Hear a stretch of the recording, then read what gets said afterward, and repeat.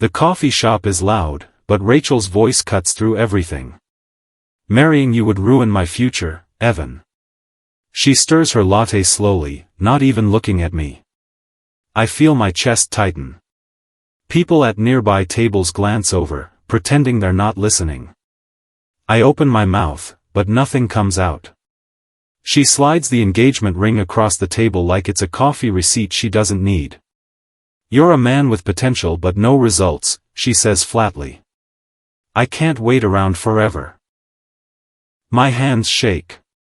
I want to defend myself, tell her about the prototype I've been building, the late nights, the progress. But she's already decided.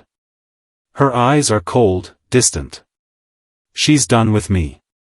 You'll understand someday, she adds, standing up and grabbing her purse. When you see who I'm becoming. She walks toward the door, heels clicking against the tile floor. Everyone watches her leave. Then they look at me. I sit there, frozen. The ring sits between us like a tiny metal reminder of everything I just lost. I force myself to stand up and walk out. The cool air hits my face, but it doesn't help. My legs feel heavy, my mind foggy. I just want to disappear. Evan, wait. Rachel's voice stops me. I turn around, hoping maybe she changed her mind. But her expression is the same, cold and determined. She hands me the ring box. Don't forget this, she says. I already have better options lined up anyway. Her words sting more than the breakup itself. She tilts her head slightly. I'm interviewing at Apex Corporation next week. They want someone with real ambition. I stare at her, confused. What does that have to, not someone who plays with apps in a co-working space, she interrupts. They're looking for someone serious. Someone with a real future. She adjusts her bag on her shoulder. Good luck with your little project, Evan. She walks away without another word. I stand there holding the ring box, watching her disappear into the crowd. My phone buzzes, but I ignore it. I can't deal with anything right now. I walk back to my co-working space in a daze. The familiar smell of coffee and printer ink usually comforts me, but today it feels suffocating. I drop into my chair and stare at my laptop screen. Hey, Evan. You okay? Liam, my intern, rolls his chair over. He's 22, always enthusiastic, always asking questions. Right now, I don't have the energy for him. Yeah, I'm fine, I lie. But my voice cracks. Liam's face shifts from curious to concerned. He leans closer, lowering his voice. I overheard what happened at the coffee shop, he admits quietly. I was there picking up orders for the team. He pauses, looking uncomfortable. Rachel was really loud. I'm sorry, man. I rub my face with both hands. It's whatever. She made her choice. Liam hesitates, then pulls out his phone. Look, I know this sounds weird, but I recorded part of it. Not on purpose, my voice memo was still running from a meeting. I thought maybe she was setting you up for something worse. I look at him, confused. What do you mean? Do you want the file? He asks. That night, I can't sleep. I keep replaying Rachel's words in my head. No results. As if everything I've been building means nothing. My laptop pings with an email. I almost ignore it, but the subject line catches my eye. Investment opportunity, your prototype. I sit up and read it twice. It's from Marcus Chen, a major angel investor I've heard about in tech circles. He wants to meet about my app prototype. He says he's been following my progress and thinks it has serious potential. My heart races. I never told Rachel about this. She always dismissed my ideas as hobbies, so I stopped sharing them with her months ago. I check the timestamp, the email came through just an hour ago. At the bottom, there's a note, your intern Liam reached out through a mutual contact. Smart kid.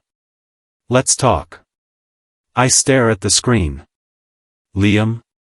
He's been pitching my idea. Without telling me? The meeting is scheduled for 48 hours from now. I read the email 3 more times, making sure it's real.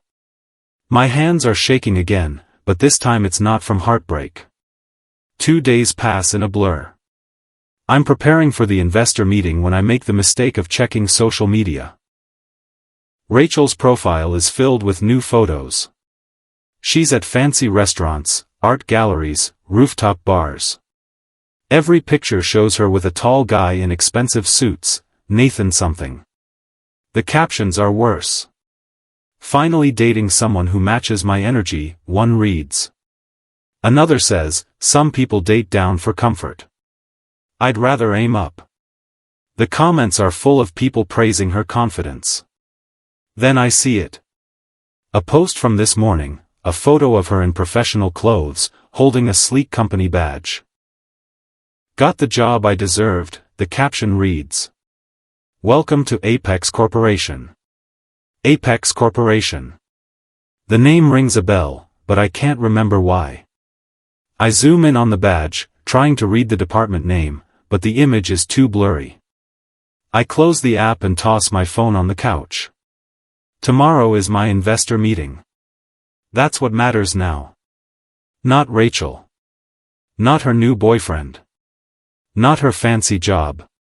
Marcus Chen's office is on the 40th floor of a glass building downtown. I'm nervous, sweating through my shirt despite the air conditioning. Liam insisted on coming with me for moral support. Marcus is in his 50s, calm and direct. I show him the prototype, a workplace communication tool that uses AI to streamline team collaboration. It's something I've been building for 2 years. This is impressive, Marcus says, leaning back in his chair. The interface is clean, the functionality is practical. Companies would pay serious money for this. He looks at me carefully. How fast can you get to beta? 3 months, I say, hoping I sound confident. Maybe less with the right resources. Marcus nods. I want to fully acquire the technology once you hit beta.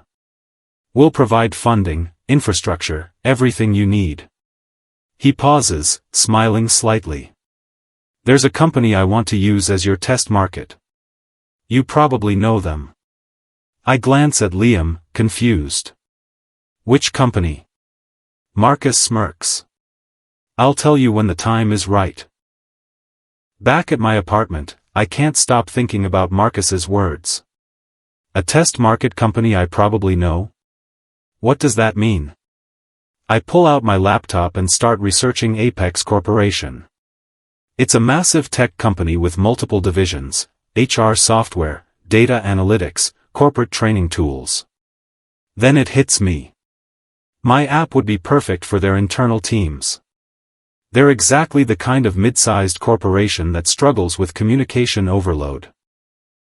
If Marcus is planning to partner with them, or even acquire one of their divisions, my software could be integrated directly into their systems. I pull up Rachel's social media again and zoom in on that blurry badge photo. I enhance the image as much as I can. The department name is barely visible, but I can make out, operations and internal systems. My stomach drops. That's the exact division my app would target. If Marcus acquires that division, Rachel could end up using my technology every single day. She could even report to someone I assign. I lean back, staring at the ceiling. Is this real? Or am I imagining things? 3 weeks later, everything changes. Marcus's funding comes through. We rebrand the company as Synergy Labs, move into a real office space, and hire a small team. The energy is electric. Liam walks into my office one morning, grinning. So, I have news. Good news, I hope, I say, looking up from my screen. I've been promoted, he announces. Marcus wants me as project manager for corporate integrations. I'll be handling partnerships, onboarding, all of it. I stand up and shake his hand. You deserve it, man. You've been grinding harder than anyone. Liam sits down, his grin fading slightly. There's something else. I already know where our first integration is happening. He pauses. Apex Corporation. Operations Division. My heart skips. You're sure? Positive.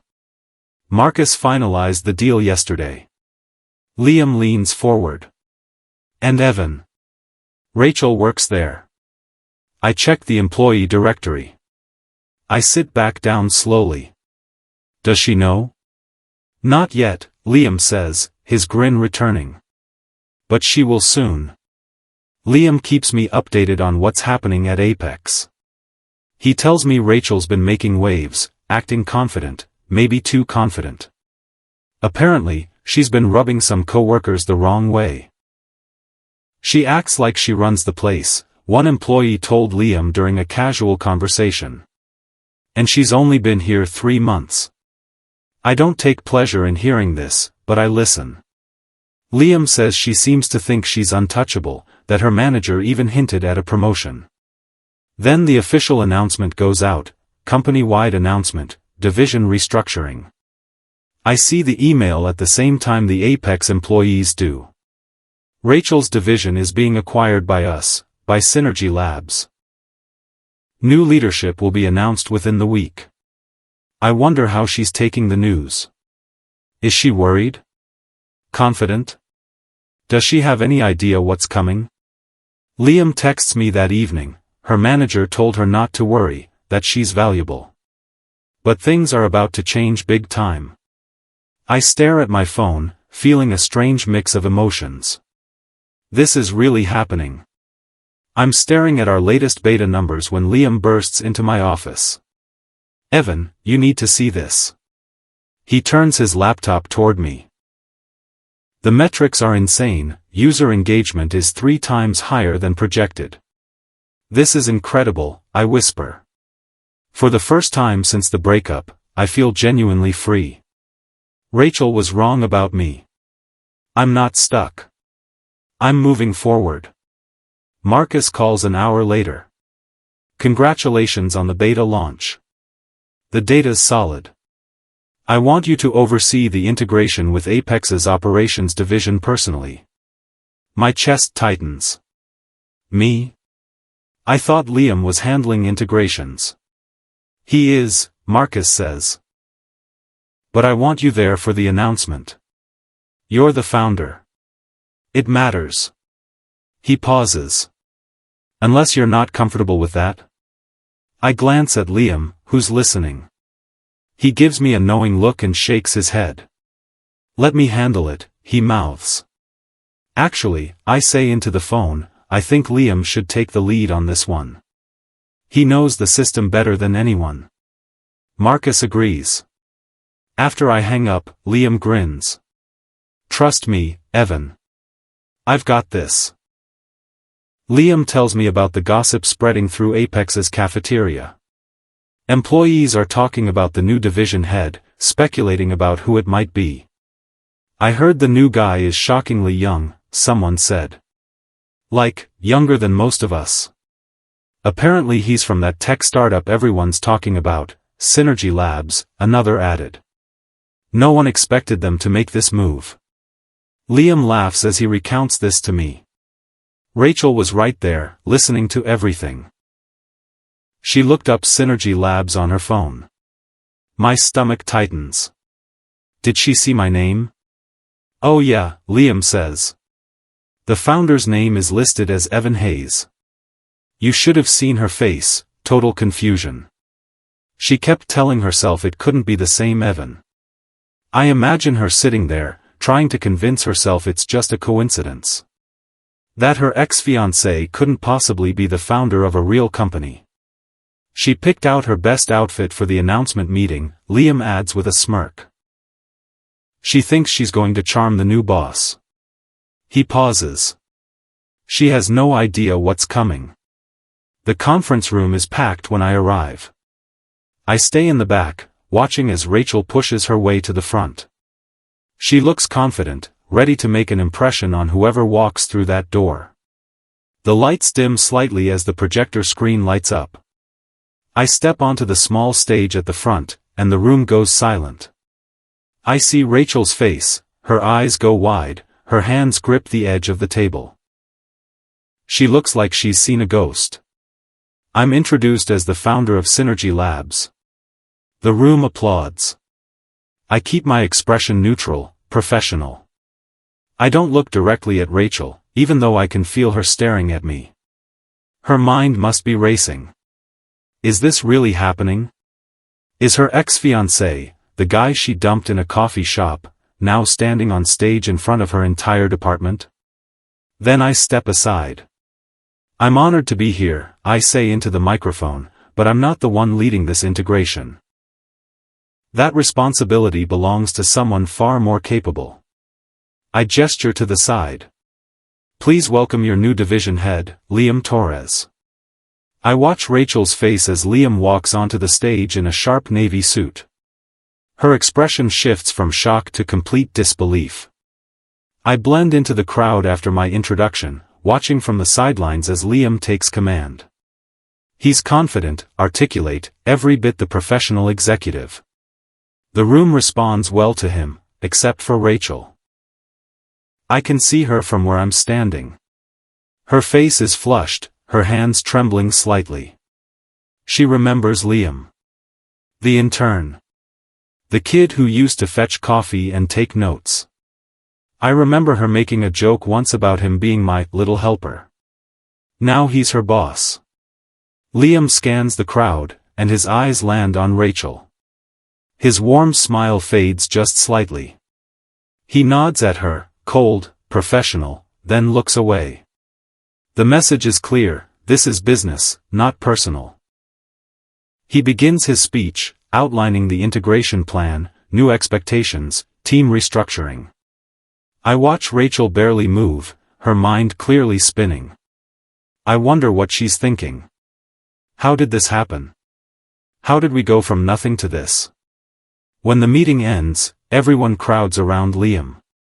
Rachel stays frozen in her seat. I slip out before anyone can approach me. I don't need this moment. Liam has it handled. The next morning, Liam holds one-on-one meetings with every employee. He texts me updates throughout the day. When Rachel's turn comes at 2 p.m., he sends me a quick message, wish me luck. Later, he fills me in on everything. Rachel tried to act professional, congratulating him on the promotion. Liam kept it businesslike, assigning her to Project Iris, a data migration initiative with tight deadlines. It's not glamorous, but it's critical, Liam told her. He asked if she could handle it. Of course, she said quickly. Then Liam got serious. I won't tolerate disrespect or shortcuts in my department, he told her. And then he played the audio clip, her voice saying, marrying you would ruin my future, Evan. You should have seen her face, Liam tells me later. She went completely pale. I feel a twinge of something, not quite satisfaction, not quite guilt. Just closure, maybe. Liam explained that he believes in second chances but also in accountability. He warned her about leveraging her relationship with Nathan from marketing to gain influence. She texted Nathan right after, Liam says. He never responded. Over the next few days, Liam keeps me updated. Rachel's boyfriend Nathan has been avoiding her, skipping lunches, ignoring texts. Liam heard through the office grapevine that Rachel finally cornered Nathan in the hallway. What's going on? She asked him. I'm busy, Rachel. Can we talk later? Nathan barely looked at her. But later never came. That evening, Liam was leaving the office when he overheard Nathan on a phone call in the parking garage. He was talking about Rachel. Yeah, I know. I thought she'd get promoted faster, that's the only reason I stuck around. But now with the restructuring, she's basically a nobody. I'm done wasting time.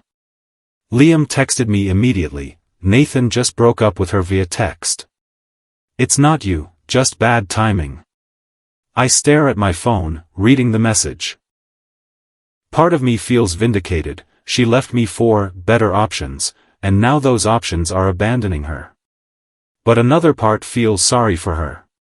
Nobody deserves to be used like that. How's she handling it? I text back. "Not well," Liam responds. Liam tells me Project Iris is becoming a disaster.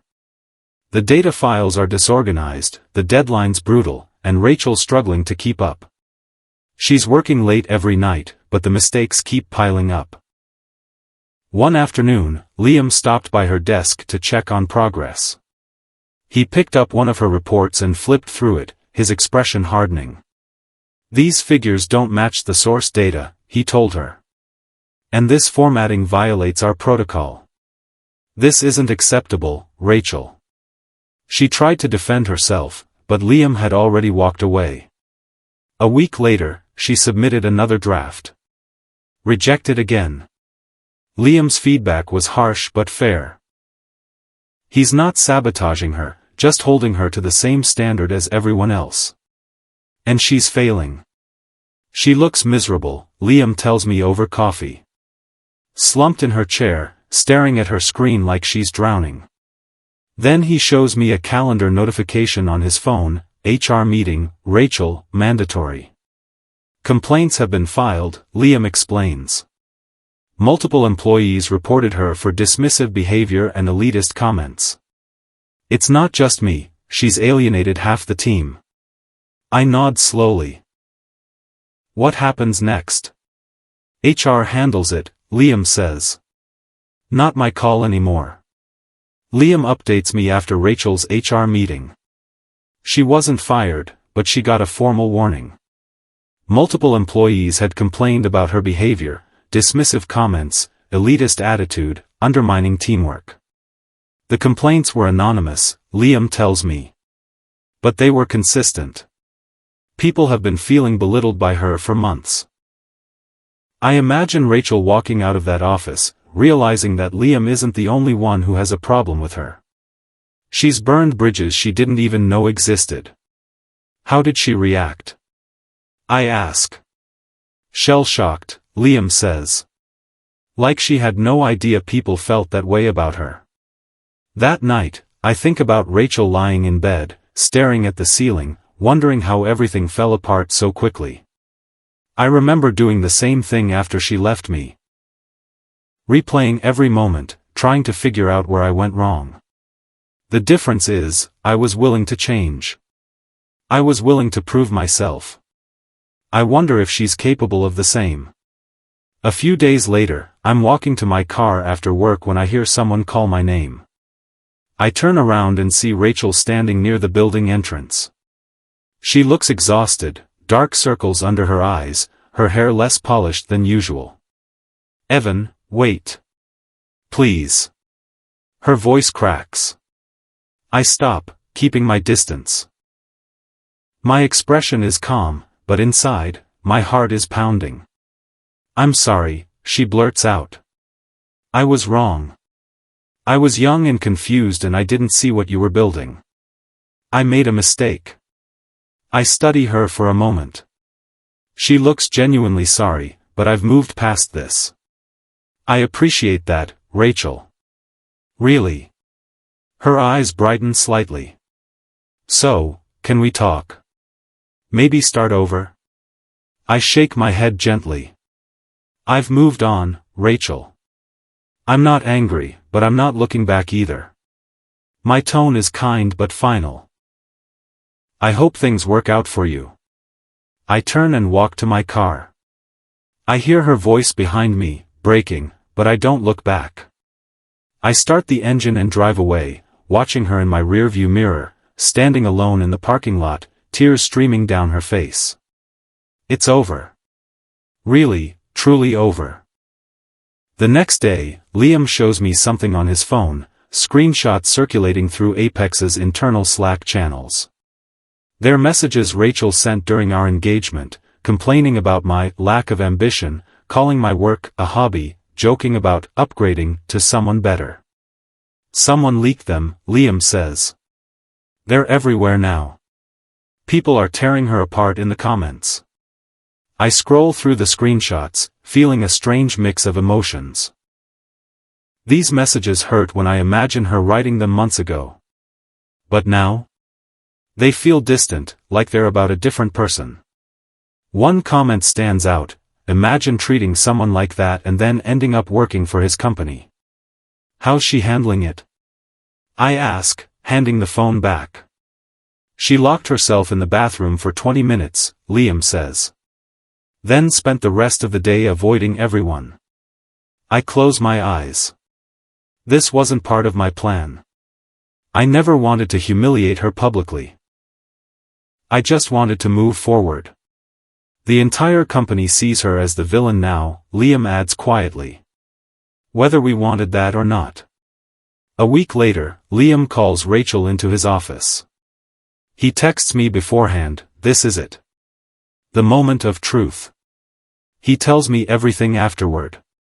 He laid out the facts. Her performance on Project Iris was below expectations, complaints from peers continued, and the culture fit wasn't working. "Are you firing me?" Rachel asked, her hands trembling. "No," Liam said. "I'm giving you two options. Take a lower-level role in a different department, less responsibility, less visibility. Or resign with a severance package." Rachel stared at him, humiliated. "A demotion?" "It's up to you," Liam said, sliding a folder across the desk. "Take the weekend to decide." She picked up the folder with shaking hands and left without another word. That evening, Liam texts me, "She signed the demotion agreement. Submitted it this morning." I stare at my phone for a long time. I don't feel triumphant. I don't feel vindicated. I just feel sad. Sad that it came to this. Sad that she couldn't see her own role in everything that happened. "How did she look?" I text back.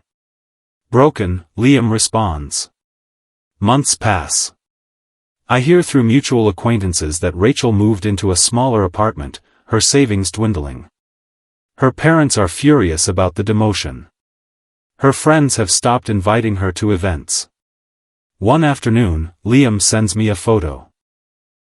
It's a massive billboard downtown, an ad for Synergy Labs. Liam's face is front and center, smiling confidently. The tagline reads, "Building the future of workplace innovation." Rachel saw it, Liam's message says. I heard she stopped in the middle of the sidewalk and just stared. I imagine her standing there, people brushing past her, unable to move.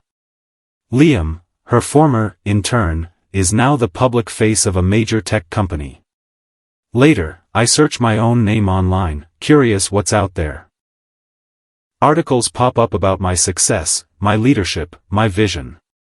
One headline reads, "Evan Hayes, the quiet genius disrupting corporate tech." I close the browser. I've built something real. Something that matters. And Rachel will always be on the outside looking in, wondering what could have been if she just believed in me. I feel no joy in that thought. Just acceptance. I'm sitting in Marcus's office when he slides a document across the desk. It's a buyout offer. Someone wants to acquire Synergy Labs for an enormous sum. Life-changing money. If you accept, Marcus says carefully, the corporate partnership with Apex would dissolve. Their operations division would likely be cut entirely. I think about Rachel. About her demotion, her struggles. If I accept this deal, she'd probably lose her job. Along with dozens of other innocent people who have nothing to do with our past.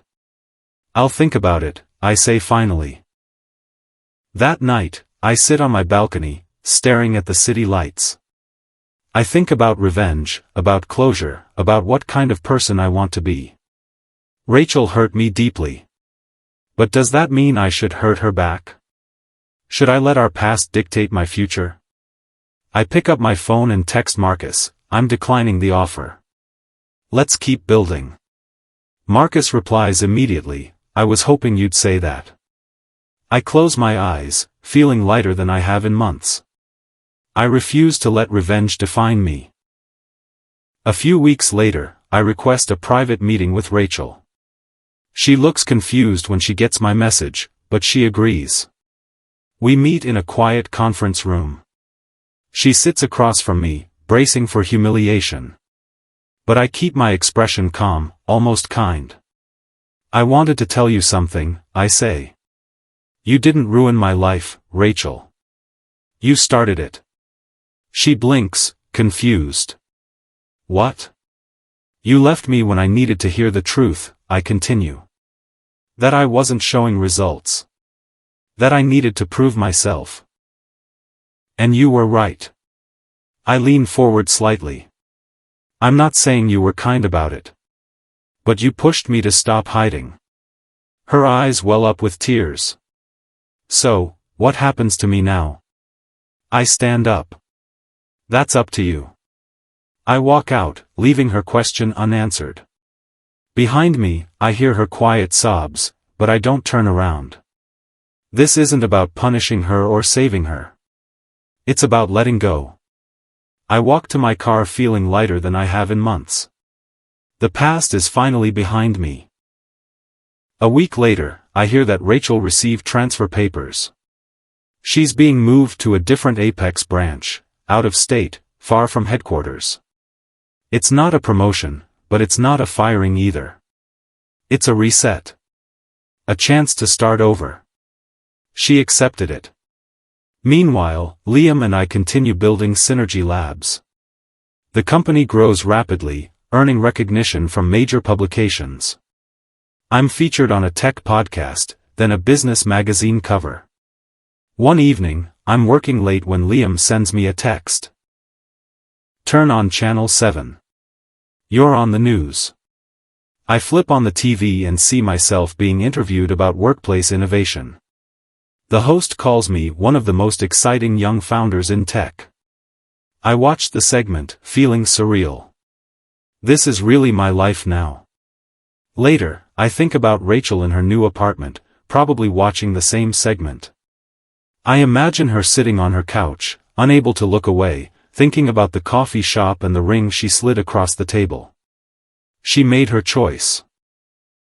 And I made mine. Now we both have to live with them.